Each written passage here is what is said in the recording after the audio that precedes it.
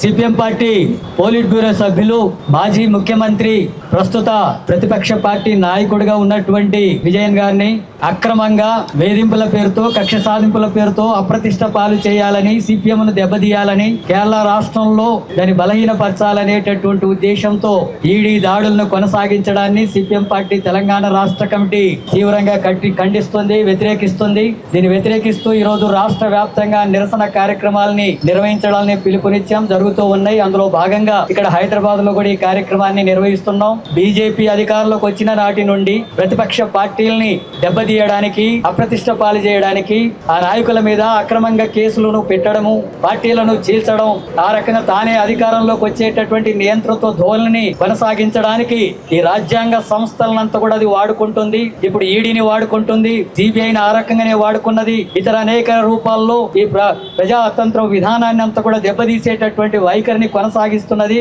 అందులో భాగంగా CPM party దేశవ్యాప్తంగా మతోన్మాద రాజకీయాలకు వ్యతిరేకంగా, అలాగే నియంతృత్వ భావాలకు వ్యతిరేకంగా, బీజేపీ అనుసరిస్తున్నటువంటి ప్రజా వ్యతిరేక విధానాల మీద పోరాటమే కాకుండా లౌకిక శక్తులంతా కూడా కలుపుకొని ప్రతిఘటించే పోరాటాలు నిర్వహిస్తుంది. కాబట్టి బీజేపీని నష్టపరిచేటటువంటి పద్ధతుల్లో ఉద్యమాలు జరుగుతున్నాయని చెప్పి ఆ కక్ష సాధింపులో భాగంగానే కేరళలో ఒక బలమైనటువంటి పార్టీగా ఉన్నటువంటి ప్రాంతాల్లో అక్కడ దెబ్బతీయాలని, అక్కడ అప్రతిష్ట పాలు చేయాలని, ఆ రకంగా తాను అక్కడ బలపడాలనేటటువంటి ఉద్దేశంతో జరుగుతున్నటువంటి దాడులు ఇవి. ఇలాంటి దాడులు జరుగుతూ ఉంటే కాంగ్రెస్ పార్టీ మౌనంగా ఉండి దాన్ని ప్రతిఘటించేటటువంటి కార్యక్రమానికి పూనుకోకపోతే ఆ కాంగ్రెస్ పార్టీ ఇప్పుడున్న దానికంటే కూడా ఇంకా మిగలలేనటువంటి పరిస్థితి కూడా దానికి దాపురిస్తుంది.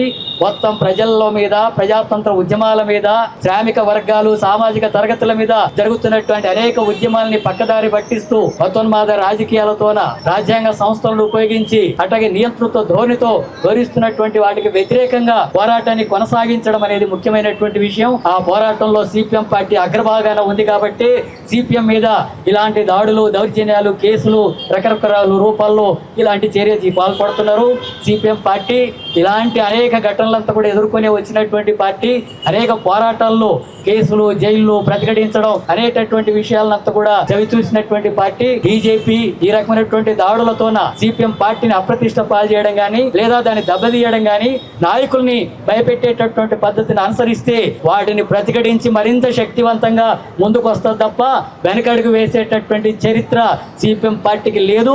ఆ విషయాన్ని మోడీ భవిష్యత్తులో చూస్తాడని చెప్పి తెలియజేస్తూ ఈ చర్యల్ని, ఇలాంటి అప్రజాస్వామిక చర్యలంతా కూడా రాష్ట్ర ప్రజానీకం అంతా కూడా, ప్రజాతంత్ర వాదులంతా కూడా, మేధావులంతా కూడా, అభ్యుదయ భావాలు కలిగినటువంటి శక్తులు, శ్రామిక వర్గాలు, సామాజిక తరగతులు వీళ్ళందరూ కూడా దీన్ని ప్రతిఘటించాలా, ప్రశ్నించాలా.